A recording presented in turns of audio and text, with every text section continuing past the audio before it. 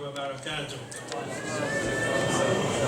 الحمد لله رب العالمين والصلاة والسلام على رسوله الكريم وعلى آله وأصحابه أجمعين أما بعد. Alhamdulillah, it's nice to be with you, to get away a little bit from the MCMC and to be with Alhamdulillah, it feels so peaceful. Any masjid you go to, I'm sure if you go there also you'll feel that peace and serenity being among your brothers. First of all, I actually did not come here to give a talk. I came here for the Azan, for offering condolences, and so I'd like to take this opportunity to offer my condolences to the family of the deceased. To Brother Ashraf, Brother Akram, and the rest of the family. May Allah subhanahu wa ta'ala forgive her, shower His mercy upon her. May Allah subhanahu wa ta'ala grant her Jannah. May Allah subhanahu wa ta'ala grant patience to the family, grant them perseverance and continued guidance for them to remain firm in Islam and to be guides for others also to Islam. We're in this month, and of course you will probably hear a lot about Ramadan as the month goes on, various aspects and benefits of fasting and so on. But still, just a few reminders about some things. Those verses that come in Surah Al-Baqara concerning fasting. Allah subhanahu wa ta'ala, of course, the entire passage is very unique. There are many things that we can learn from it, but perhaps I'll use this opportunity just to focus on a couple of things. One is that Allah subhanahu wa ta'ala, after saying that fasting is prescribed for us as it was prescribed for those before us, so that we can develop taqwa, He says, أَيَّامًا مَعْدُودَاتٍ, a limited number of days. Days that you can count very quickly, and they will pass very, very quickly. Some scholars or some of the Mufassirin say that referred to the days that were fasting days before Ramadan was prescribed. And they were few in number. The day of Ashura, maybe the 3 days in a month, only 3 days in a month for every month, and things like that. So a number of very few days that could be counted very, very easily. So that is the opinion of one set of scholars related to these two words, ayyam ma'dudat.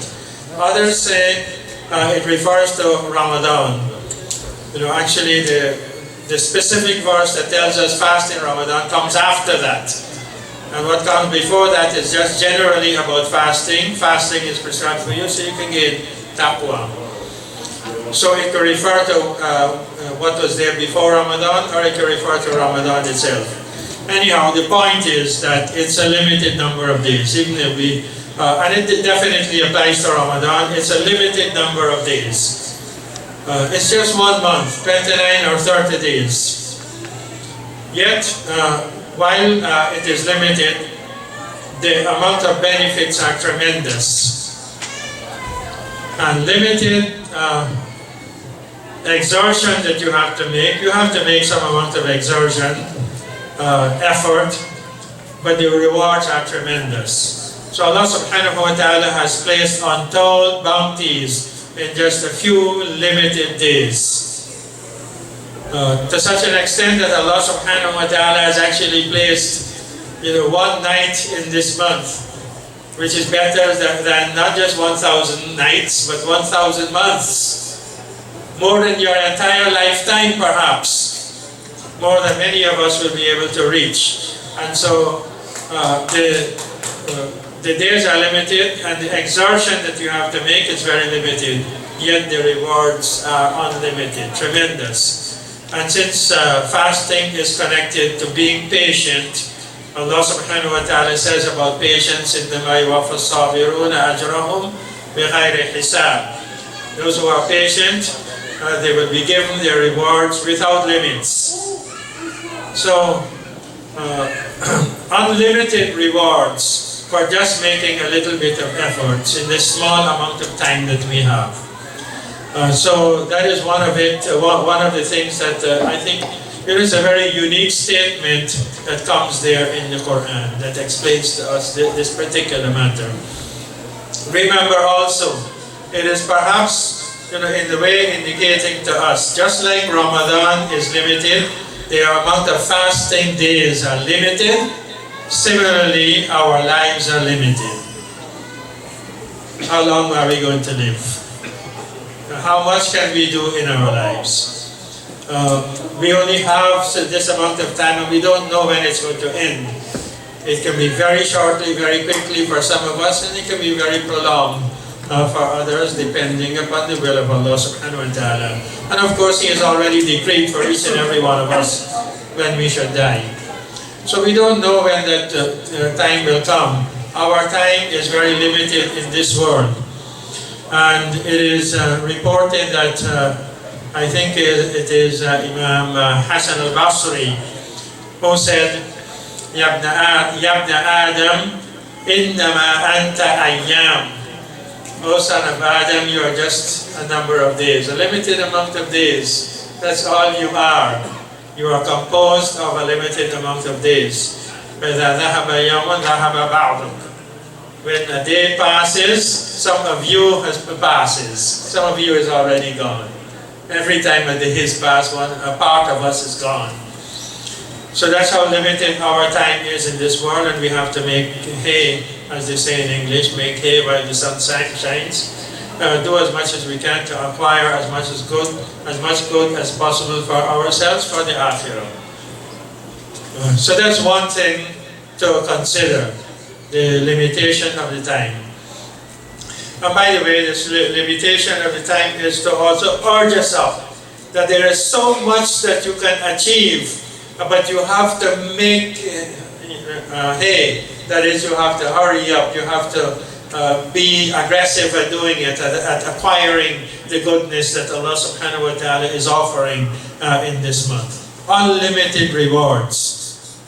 And there are so many things that in Hadith we find about the rewards and the benefits of the fasting and the benefits of Ramadan and so on.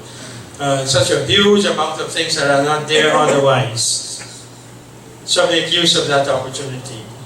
The other thing that Allah subhanahu wa ta'ala mentioned, and I briefly want to talk about, is where Allah subhanahu wa ta'ala says, يُرِيدُ اللَّهُ بِكُمُ الْيُسْرَ وَلَا يُرِيدُ بِكُمُ الْعُسْرَ. Allah wants ease for you, and He does not want hardship for you. He wants ease. But Allah subhanahu wa ta'ala has prescribed for us fasting which is rigorous to some extent. There is a little bit of hardship in it.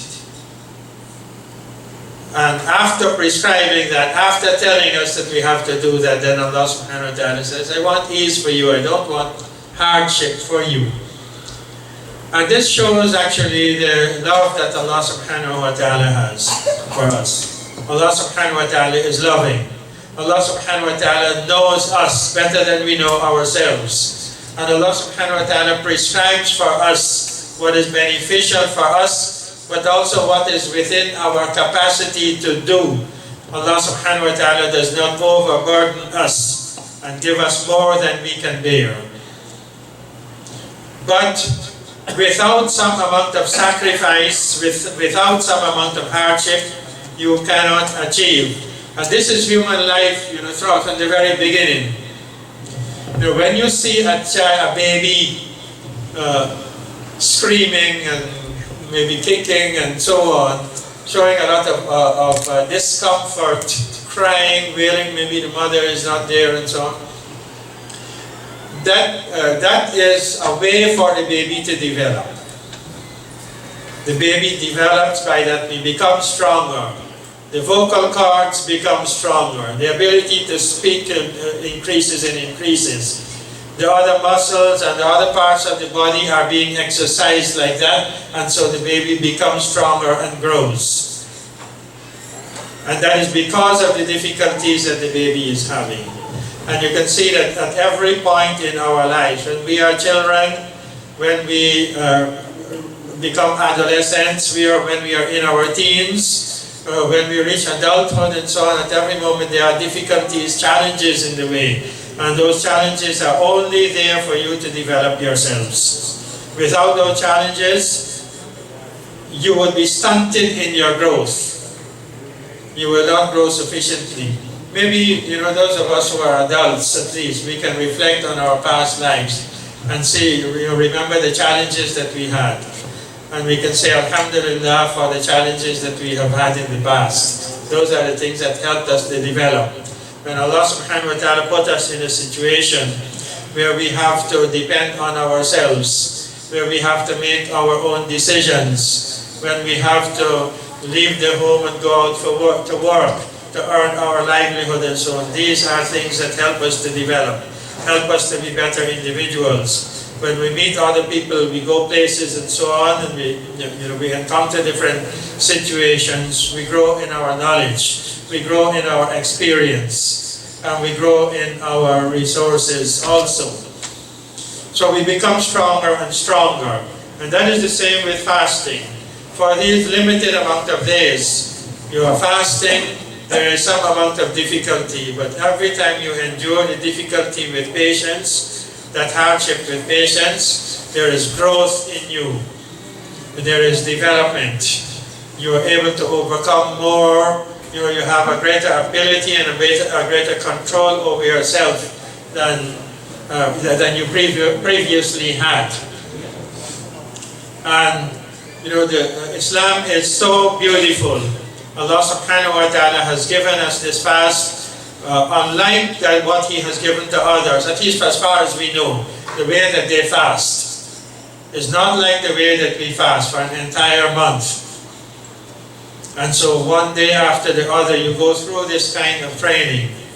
And the training is tremendous. You're able to gain so much control over your own habits. You're able to give up some bad habits. You're able to acquire new and good habits and so on within this time frame that Allah subhanahu wa ta'ala has given to you. Without it, you would not have been able to achieve these things. It is as simple as that. Other religions do not have this. This is something unique Allah subhanahu wa ta'ala has given to us, even though He has said that He's prescribed fasting for those before us. But this kind of fast that we have is so unique.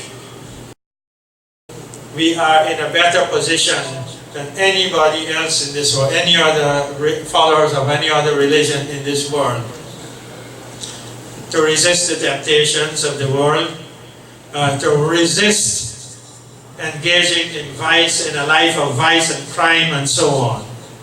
We are better off than them because Allah subhanahu wa ta'ala has made us prepared for it. Allah subhanahu wa ta'ala does not want hardship for you, He wants ease. And the word that is used, al-yusr. Yuridu Allahu bikum al-yusr. He wants the ease, if you can. Normally you don't use the definite article in English with a word like that. You say Allah wants ease for you. But it is the ease. It is something definite in this Quranic statement here that Allah subhanahu wa ta'ala wants for us. Part of the meaning of al-ease, al-yusr is al-Islam itself. The Prophet ﷺ said, ad-deenu yusr. This religion is ease. And Allah subhanahu wa ta'ala says to the Prophet ﷺ, وَنُيَسِّرُكَ لِلْيُسْرَى. We will make the path towards ease easy for you. We will smooth that path and make it easy for you to achieve the ease. And what is al-yusra, al-yusr? What is that? Al-Islam, this deen.